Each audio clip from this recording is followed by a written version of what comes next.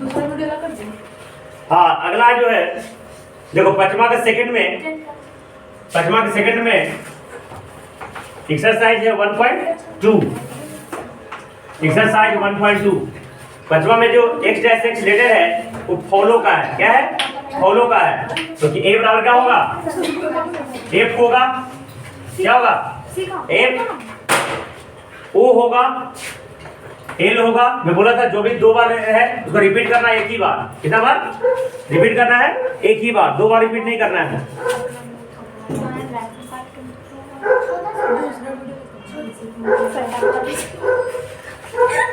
है ना एल और उसके बाद ओ को नहीं लिखेंगे फिर डब्ल्यू हो जाएगा। कुछ हो जाएगा डब्ल्यू हो जाएगा।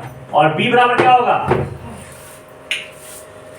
बाई लेटर में ओल्फ इसमें सब एक बार लिखेंगे तो डब्ल्यू होगा ओ होगा एल होगा और एफ होगा।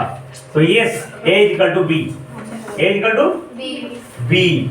अब आते हैं क्वेश्चन नंबर 6 में from the sets given below select the equal sets. 11 है ना? हाँ क्लास 11 है ना। क्वेश्चन नंबर 6 में इक्वल सेट देखना है तो देख लो a इक्वल टू कितना है 2 4 8 12 और कोई है 2 4 8 12 देख लो नहीं है ना।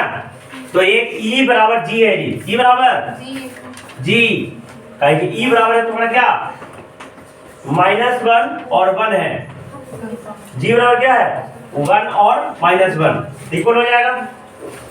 और कोई इक्वल है 1 2 3 4 3 1 4 2 b बराबर d है जी। b बराबर देखो b है 1 2 3 4 d है तुम्हारा 3 1 4 2 3 1 4 और 2। तो देखो 3 इसमें भी 1 इसमें भी 4 इसमें भी ये दोनों इक्वल है तो हो जाएगा b इक्वल टू d। और कोई इक्वल है 4 8 12 14 0 a 0 1 और कोई इक्वल नहीं है।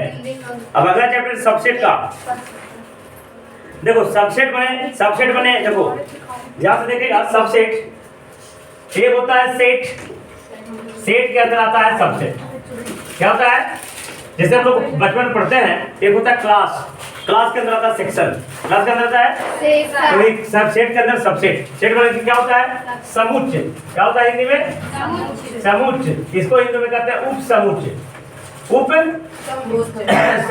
तो ध्यान से देखिएगा सब्जेक्ट पर पढ़ने के लिए अगर कोई सेट A है A बराबर है 1 2 3 4 ध्यान से देखना A बराबर कितना 1 2 3 4। अगर हम कोई दूसरा सेट लें B बराबर 1 और 2 एक और 2 तो B के सभी एलिमेंट A में है कि नहीं यस है ना। तो B जो है ये ऐसा सिंबल होगा सबसेट का। B सबसेट है A का।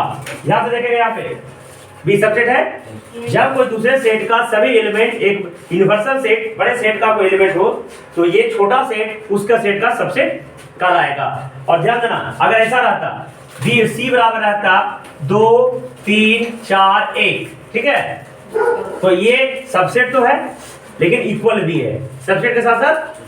तो इसमें क्या लिखेंगे C सबसेट है को नीचे को पाई दे देंगे तो इक्वल टू A।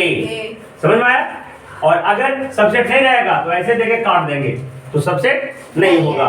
और ध्यान देना सबसेट जैसे तुमको ये भी बताए थे A इक्वल टू क्या है 1 2 3 4। ध्यान से देखना अगर हम 1 लिखे और इसके अंदर मिडिल ब्रैकेट नहीं दिए अगर मिडिल ब्रैकेट नहीं दिया तो एलिमेंट ऑफ A हो जाएगा। क्या हो जाएगा एलिमेंट ऑफ ए। समझ गया क्या। और अगर ये ध्यान से देखिएगा अब 5 के अगर 1 के अंदर ब्रैकेट दे दिए तो ये एलिमेंट नहीं सबसेट ऑफ A हो जाएगा। अंडरस्टैंड ठीक है। अगर 5 दे दिए तो 5 इसका क्या है 5 सबसेट हो जाएगा। क्या हो जाएगा 5 कोई भी एलिमेंट का एक 5 सबसेट होता है ठीक है। 5 मतलब एम्प्टी सेट 5 मतलब लेकिन 5 के अगर ऊपर ब्रैकेट दे देंगे तो गड़बड़ हो जाएगा ठीक है। समझ गया ना। तो 5 क्या हो जाएगा subset of A subset of ठीक है। 5 मतलब मैं बार बार बता रहा हूं इसको एम्प्टी सेट या नल सेट के नाम से जानते हैं। उम्मीद है सबसेट समझ में आ गया। सबसेट के अंदर पावर सेट सबसेट के अंदर क्या हो जाएगा पावर सेट। पावर सेट किसे कहते हैं जब किसी सेट के एलिमेंट को जब किसी सेट के सबसेट के फॉर्म में लिखने की क्रिया को क्या कहते हैं पावर सेट। समझ में आ गया? जैसे कि मान लिया जाए मेरे पास पढ़ने वाली है ना एक तनुज सर का क्लास है, टी एक सेट है जिसमें है ना मानसी पढ़ रही है, आस्का पढ़ रही है ना, और अस्मिता पढ़ रही है। ठीक है, तो आप देखो इसमें इस एक सेट है, एक मेरा क्लास का सेट है। ठीक है, तब इस सेट के अंदर बहुत सारे हम अलग अलग खंड बना सकता हूँ। हाँ। जैसे देखो इधर मन है, मेरा इसका सब्जेक्ट कैसे बनेगा? मन है तो मैं किसी को नहीं पढ़ाऊंगा। हाँ। अगर मेरा मन रहेगा तो किसी को, तो एक पहला सब्जेक्ट होगा जब फाइव, मतलब किसी को नहीं पढ़ाऊंगा मैं। ठीक है, इधर दूसरा तरीका है मैं मानसी को अकेला पढ़ाऊंगा, आस्था को अकेला पढ़ाऊंगा, एक अलग से खंड बन गया। अस्मिता को अकेला पढ़ाऊंगा। ठीक है, तो ये तीन तरीका से खंड बना सकता हूँ। दूसरा तरीका क्या है, मानसी और आस्था को एक साथ पढ़ा सकता हूँ।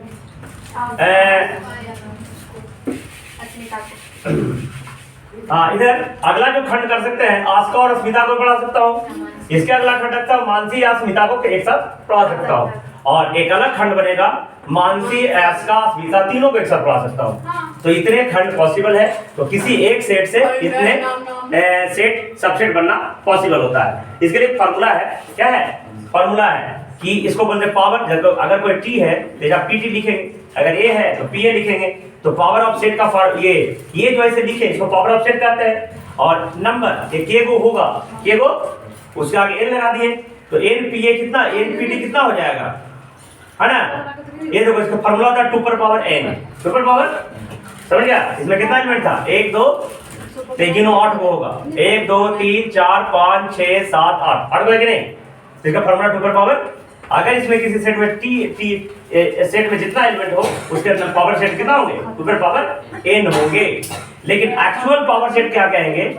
एक्चुअल में पावर सेट में बार बार बता रहा हूँ, पीटी कितना होगा? 2 पर पावर n माइनस 1। क्यों?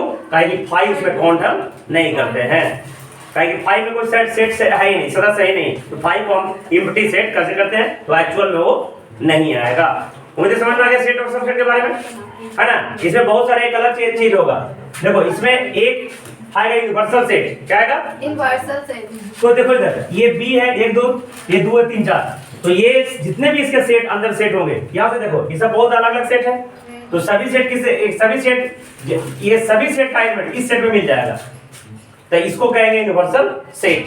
माने छोटे छोटे सभी सेट्स का एलिमेंट अगर एक बड़े सेट में सभी एलिमेंट मौजूद हो तो वो बड़ा सेट इस छोटे से छोटे सेट का यूनिवर्सल सेट कहलाएगा।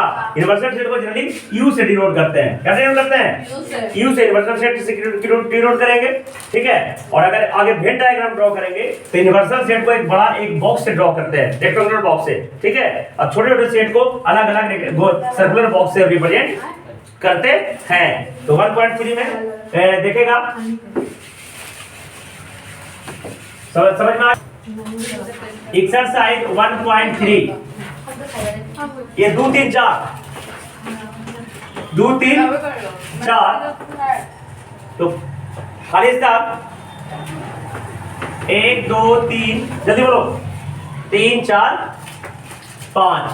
अब देखो इधर 2 3 4, इसमें भी 2 3 4, तो सबसेट कौन है? ये सबसेट है, ये सबसेट है ना, इसका सबसेट है, तो इसलिए ऐसे चिन्ह हो जाएगा। तो दिक्कत, और इक्वल तो है नहीं, तो नीचे पाई नहीं पर आएगा। अब इधर देखो, ये पहला हो गया, दूसरा क्या है?